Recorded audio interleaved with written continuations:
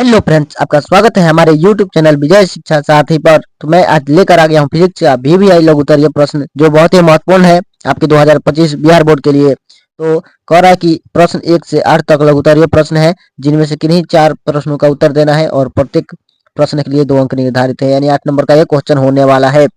तो पहला क्वेश्चन है कि उत्तल लेंस के किन्हीं 2 उपयोगों को बताएं। उत्तल लेंस के किन्हीं 2 उपयोगों को बताना है। तो देखिए, पहला उपयोग क्या है। उत्तल लेंस के 2 उपयोग निम्नलिखित हैं। तो नेत्र के दूर दृष्टि दोष को सुधारने में, यानी एक तो होता है दूर दृष्टि दोष को सुधारने में, जिसके आंख में दूर दृष्टि दोष हो जाता है। दूर दृष्टि दोष में क्या होता है कि दूर की वस्तु आसानी से दिखाई देती है, लेकिन नजदीक की वस्तु नहीं दिखाई देती है, तो उसी को सुधारने में उत्तल लेंस का उपयोग होता है। उसके बाद है छपाई के छोटे छोटे अक्षरों को पढ़ने में होता है, यानी कि जो भी छपाई होता है उसके छोटे छोटे अक्षरों को पढ़ने में होता है। यानी कि जैसे कि मान लीजिए अखबार पर छपाई हो गया है, तो उसके छोटे छोटे अक्षर जो है उसको पढ़ने में किसका उपयोग होगा, तो उत्तल लेंस का उपयोग किया जाता है। दर्पण कभी नहीं होगा, ठीक है, दर्पण को कभी नहीं होगा। तो देखिए, दूसरा नंबर क्वेश्चन है कि हम वाहनों में उत्तल दर्पण को पश्च दृश्य दर्पण के रूप में वरीयता क्यों देते हैं। क्यों देते हैं, तो इसका भी आंसर हम बताने वाले हैं। इसका आंसर देख लीजिए, क्या है कि उत्तल दर्पण का उपयोग सामान्यतः वाहनों के पश्च दृश्य के दर्पणों के रूप में करते हैं। पश्च दृश्य यानी कि साइड मिरर, ठीक है, क्या करते हैं। इसमें ड्राइवर अपने पीछे के वाहनों को देख सकते हैं, जिससे वे सुरक्षित रूप से वाहन चला सकते हैं। अब मान लीजिए कि पीछे का कोई गाड़ी आ रहा है बड़ा सा, उसको देखने के लिए अगर ड्राइवर को पीछे स्टीयर करना होगा तो आगे एक्सीडेंट होने का ज्यादा चांस है। इसीलिए ड्राइवर के आगे जो दर्पण लगा होता है उससे वह देख लेता है पीछे के वाहनों को, और वह सुरक्षित रहता है, वाहन चलाता है, ठीक है। उसके बाद उत्तल दर्पणों को इसलिए भी प्राथमिकता देते हैं क्योंकि ये सदैव सीधा प्रतिबिंब बनाते हैं, लेकिन वह छोटा होता है। यानी उत्तल दर्पण जो होता है वह सीधा प्रतिबिंब बनाएगा, काल्पनिक बनाता है, और लेकिन वह वस्तु से हमेशा छोटा होता है। मान लीजिए बड़ा बड़ा ट्रक आ रहा है, तो उसको देखने के लिए बड़ा, जो बड़ा प्रतिबिंब बनाएगा उसको थोड़ी देख पाएंगे। छोटा प्रतिबिंब बनाए जो जो दर्पण में अट जाए उसको देखा जाता है, ठीक है। इसलिए उत्तल दर्पण का उपयोग किया जाता है, छोटा जो प्रतिबिंब बनाता है इसी के कारण उसका। उसके बाद है इसकी दृष्टि भी, इसकी दृष्टि क्षेत्र भी बहुत अधिक होती है, यानी देखने का जो क्षेत्र है, पीछे के देखने का जो क्षेत्र है वह बहुत अधिक होता है उत्तल दर्पण का। उसके बाद है क्योंकि ये बाहर की ओर वक्रित होता है, यानी बाहर की ओर वक्रित होते हैं, यानी इस तरह अंदर का भाग रंगा होता है और बाहर का भाग जो होता है परावर्तक सतह होता है वक्रित होता है, वक्रित होते हैं। समतल दर्पण की तुलना में उत्तल दर्पण ड्राइवर के को अपने पीछे के बहुत बड़े क्षेत्र को देखने में समर्थ बनाते हैं, इसीलिए वे बेहतर हैं। यानी कि समतल दर्पण है तो एकदम जितना तक रहेगा वहीं तक दिखाएगा, लेकिन उत्तल दर्पण है वह इतना पूरा क्षेत्र कवर कर लेगा, तो इसीलिए वह बड़े क्षेत्र को देखने में समर्थ है और वह बेहतर है। तो चलिए तीसरा नंबर क्वेश्चन देखते हैं। तीसरा नंबर क्वेश्चन है कि लघु पथन से आप क्या समझते हैं। लघु पथन से आप क्या समझते हैं। तो कभी कभी खराब तथा क्षतिग्रस्त होने पर विद्युतमय और उदासीन तार आपस में बिना किसी प्रतिरोध के संपर्क में आ जाते हैं। यानी कि इसका मतलब क्या है कि कभी कभी क्या होता है कि खराब हुए और क्षतिग्रस्त होने पर, तो विद्युतमय तार यानी कि गर्म तार, और उदासीन तार यानी ठंडा तार, जो माइनस प्लस होता है हम लोग कहते हैं। तो प्लस है जो विद्युतमय तार है, और माइनस जो है वह क्या है, उदासीन तार है।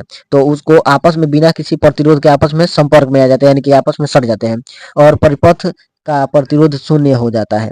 परिपथ का प्रतिरोध क्या हो जाता है, शून्य हो जाता है। यानी कि जब दोनों तार आपस में इस तरह सट जाएंगे तो इनका प्रतिरोध क्या हो जाएगा, शून्य हो जाएगा। एक बिंदु पर इधर से धारा आएगी और इधर प्रवाहित हो जाएगी, तो जिधर से आई उधर चल गई तो कोई काम हो पाएगा, नहीं हो पाएगा। तो परिपथ का प्रतिरोध शून्य हो जाता है और उसमें अत्यधिक धारा प्रवाहित होने लगती है। यानी कि जब प्रतिरोध शून्य होगा तो उसमें धारा का चालकता क्या होगा, बढ़ जाएगा। तो इसे लघु पतन कहते हैं। क्या कहते हैं, तो लघु पतन कहते हैं। इससे परिपथ में लगे उपकरण क्षतिग्रस्त हो जाते हैं। यानी कि मान लीजिए परिपथ में कोई भी तार में कुछ भी जुड़ा हुआ है तो वह क्या होता है, तो क्षतिग्रस्त हो जाता है। देखिएगा कभी कभी बल्ब जो है वह क्या हो जाता है, फूट जाता है, और कभी कभी कोई अगर चार्जर जो है वो भी खराब हो जाता है इसी के कारण। इससे परिपथ में लगे उपकरण क्षतिग्रस्त हो सकते हैं तथा लघु पतन के स्थान पर चिंगारी उत्पन्न होने से आग भी लग सकती है। यानी कि देखिएगा कभी कभी बहुत जगह शॉर्ट सर्किट से क्या होता है, तो इसका आग भी लग जाता है। तो लघु पतन को ही शॉर्ट सर्किट कहा जाता है, इतना याद रखिएगा। चलिए अब चौथा नंबर क्वेश्चन पर चलते हैं। चौथा नंबर क्वेश्चन है कि विद्युत विभव एवं विभवांतर में अंतर स्पष्ट करना है आपको। विद्युत विभव और विभवांतर में क्या करना है? अंतर स्पष्ट करना है। तो किसी चालक का विभव चालक की वह विद्युत अवस्था है जिस पर विद्युत के प्रवाह होने की दशा निर्भर करती है।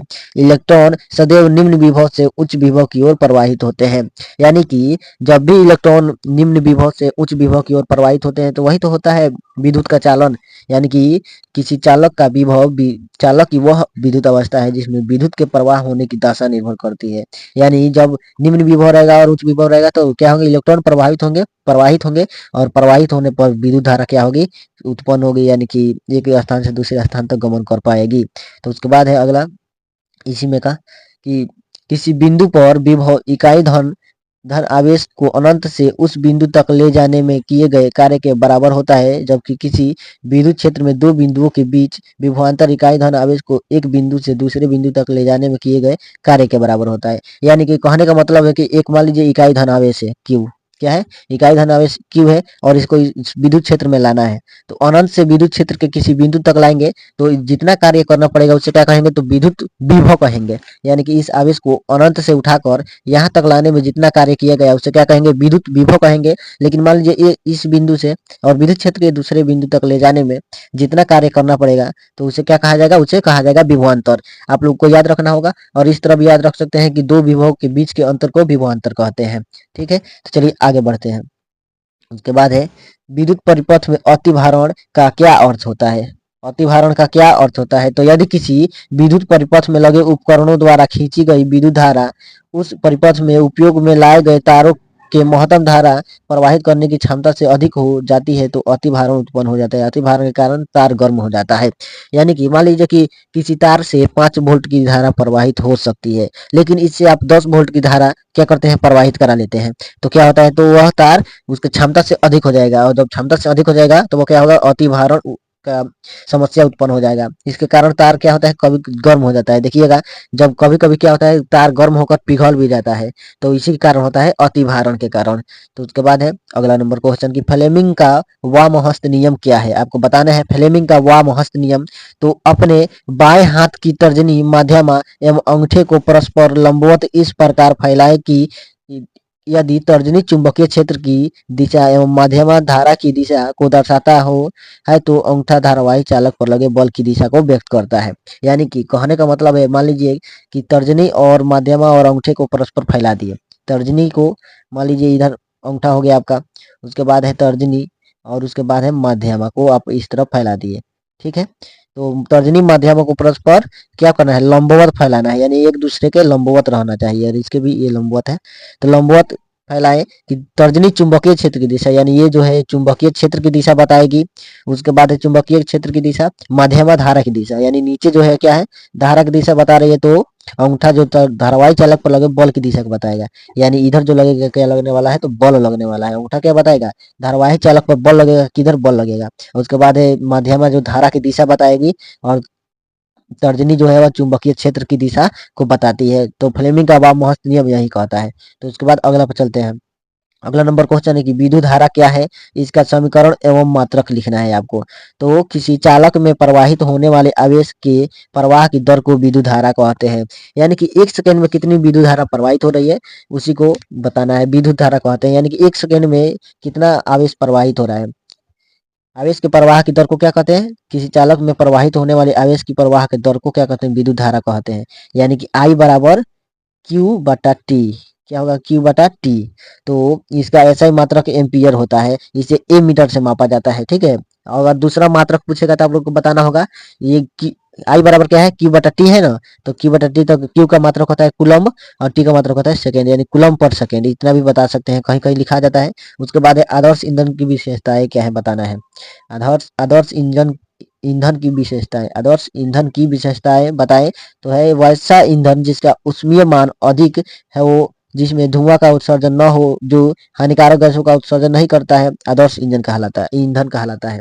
यानी कि वैसा जलावन, ईंधन मतलब क्या होता है? जलावन। तो वैसा जलावन जिसका ऊष्मीय मान अधिक हो, यानी कि ऊष्मीय मान अधिक होने का मतलब कि ज्यादा आग दे। उसके बाद जिसमें धुआं का उत्सर्जन न हो, यानी कि धुआं ज्यादातर उत्पन्न नहीं करे, और जो हानिकारक गैसों का उत्सर्जन नहीं करे, यानी कि हानिकारक गैस उससे नहीं निकले, धुआं नहीं निकले, और उसका तापमान जो जल रहा है तो उसको ज्यादा से ज्यादा जले, तो उसे क्या कहते हैं? आदर्श ईंधन कहते हैं। उसके बाद है, इसकी निम्नलिखित विशेषताएं हैं। एक में है जिसका ऊष्मीय मान उच्च होता है, जिसका ऊष्मीय मान उच्च होता है तो हम लोग परिभाषा में भी देख चुके हैं। उसके बाद है जो सस्ता एवं सुगमता से उपलब्ध हो, यानी कि वैसा ईंधन जो है उसका ऊष्मीय मान भी अधिक होना चाहिए और सस्ता और सुलभ होना चाहिए, यानी कि अधिक से अधिक मिल जाए और आसानी से मिल जाए और सस्ता मिल जाए। उसके बाद है जो धुआं उत्पन्न ना करे, जो धुआं उत्पन्न नहीं करे ऐसा। उसके बाद जिसका भंडारण और परिवहन आसान हो, यानी कि एक जगह उसको रखने और ले जाने में कोई भी ज्यादातर कठिनाई नहीं है, आसान हो, तो उससे क्या कहा जाता है? आदर्श ईंधन कहा जाता है। तो आपको